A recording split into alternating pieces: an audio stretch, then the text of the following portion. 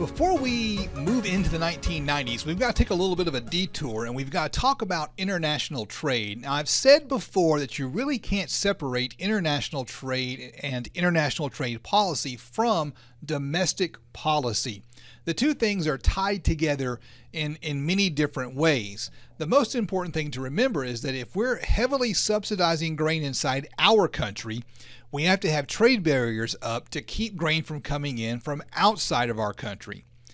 And if we've created large amounts of surpluses in our country because of our subsidies, we have to then do an additional subsidy that we pay to individuals that export our grain. We call that an export subsidy. And so just kind of keep in mind that this entire time that we've been talking about domestic policy, there's been a bunch of international policy going on that we pretty much have set aside for the moment. And after we get through with the 1990s, we're going to take a little dive into international policy in a real deep and meaningful way, and then come back to our more modern domestic policy. And so let me give you a quick rundown of the history of international trade. Our story, the story that I'm going to tell, is going to start post-World War II, at the end of World War II. A group of countries got together. These were primarily what we call NATO countries. NATO stands for North Atlantic Treaty Organization. This is the United States and the European Union. This is the United States and Europe, countries that we now would consider the European Union. There were, of course, other countries that were a part of this trade deal that I'm talking about, but we're primarily talking about a trade deal between European nations and the United States. We're among that group of nations, and this trade deal was called GATT. That's the General Agreement on Tariffs and Trade. And what GATT was it was a system of treaties where all these countries signed agreements on how we would interact with each other when we traded with each other. The first one was in 1947, and the GATT trade deals primarily focused on industrial goods and did not do anything with agriculture. There were exemptions for agriculture. And every few years, these countries would get together and they would have a bunch of trade talks, and they called these trade talks rounds, and they named the round of the trade talk after the location of the trade talk. I think the first one was in Geneva, and so it was called the Geneva Round back in 1947. So we have rounds, and that's where the countries get together and do their talks. The important thing for our story then happens in 1986, when we entered into the Uruguay Round of the GATT discussions, the trade talks. And the Uruguay Round lasted from 1986 to 1994. Usually these trade talks didn't last very long. It took a relatively short amount of time to get the trade talks underway and get the treaty signed and get everybody happy. And over time, from the 40s into the 80s, the rounds would last a little bit longer as the trade talks got more complicated. And the interesting thing that happened is we went into 86, the Uruguay Round, with GATT, and when we came out in 1994, GATT was gone. There was no more GATT. It was replaced by WTO, the World Trade Organization. And the WTO was much bigger than GATT. It included 123 countries, and most important for us, the WTO regulations governed trade in agriculture. That was one of the first times that agriculture became a part of our international trade talks. And so what I want you to kind of understand is that this is going to cause a shift. We've got this shift going on globally and domestically in the way we're going to handle agricultural subsidies, both internal domestic subsidies and our external outward-facing policies. A couple of other things of note about the WTO. GATT had no teeth, right? There was very little that could be done if you violated the rules and the treaties under the old GATT. But the WTO actually had some teeth. The WTO actually came with a trade court, an organization that's part of the WTO that would oversee trade disputes.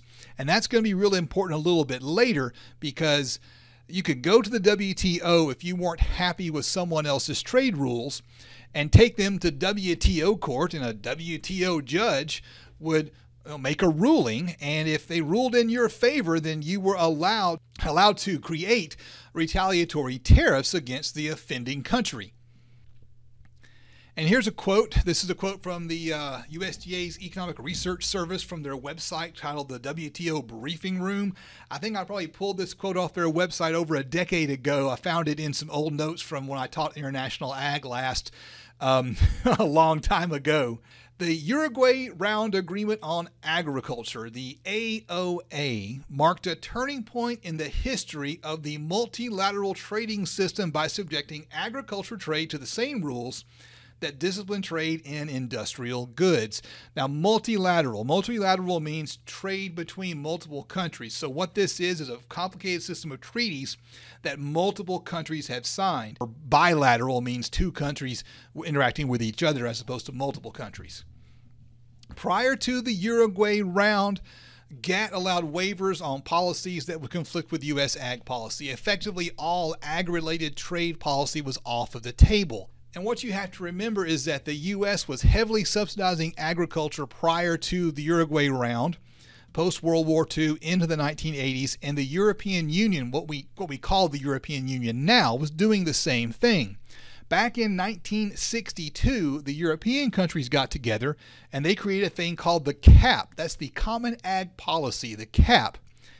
And the CAP complied with GATT mostly because you could get away with ag policies because GATT only governed industrial goods. So that's an important thing to kind of keep in mind.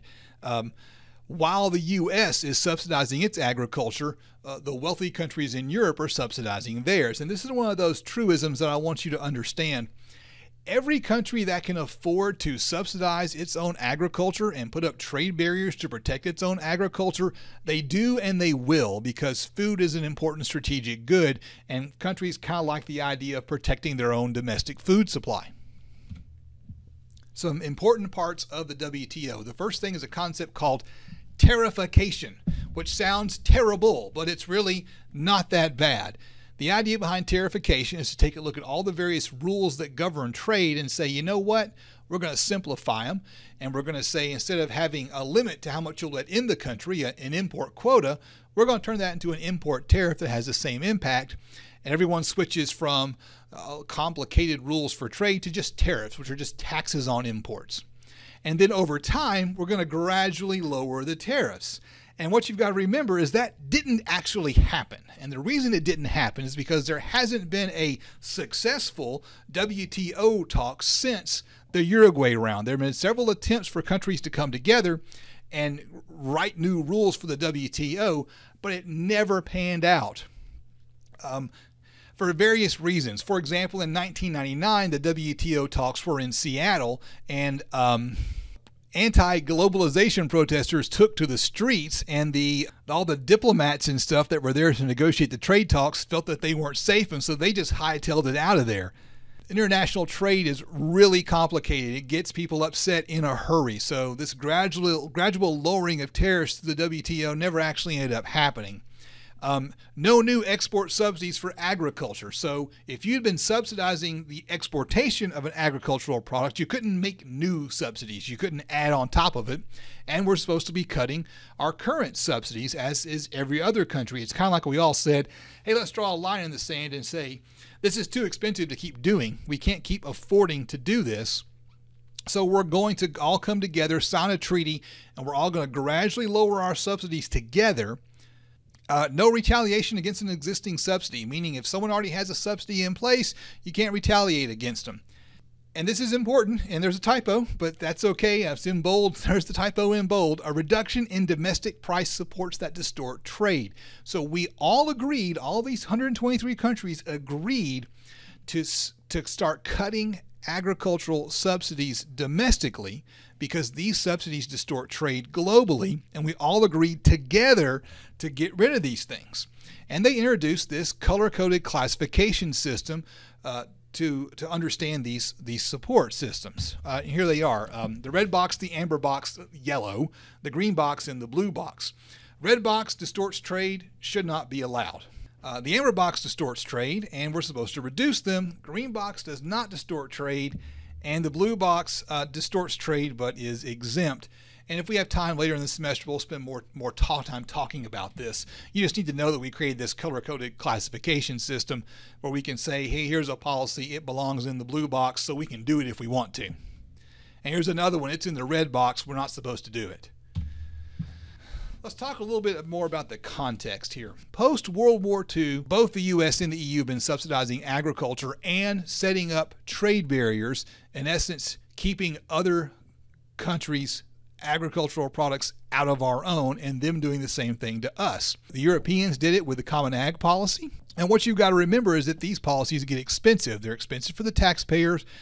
They cause a drain on the economy. They cause deadweight loss. And both of these zones on either side of the Atlantic were in essence using international markets as a way to get rid of surpluses by sending those surpluses overseas and blocking imports with import quotas and tariffs.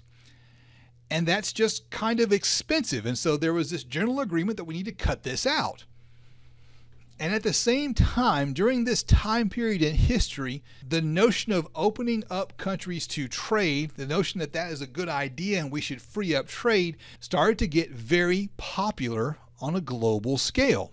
Another thing that happened about the same time was NAFTA. NAFTA is the North American Free Trade Agreement. It was signed into law in 1994, or we signed the agreement in 94. Bill Clinton was the one who actually signed it. But the negotiation started under the first President Bush. So Bush was elected in 1988, and by the time his term was over, he was a one-term president. He had mostly gotten this deal signed with Canada and Mexico. So it's a multilateral agreement because there's 3 countries involved. And then Clinton is elected and he goes back to the negotiating table and added some new environmental restrictions. Don't ever forget that trade policy and domestic policy are going to be intertwined. So we're doing the WTO at the same time we're doing NAFTA, and there's a lot of other trade agreements that we got involved in since then. And that's just kind of a little primer on the history of trade that we need to know about before we jump into our discussion of agricultural policy in the U.S., domestic policy in the 1990s. Thanks for watching. I'll catch you on the next video.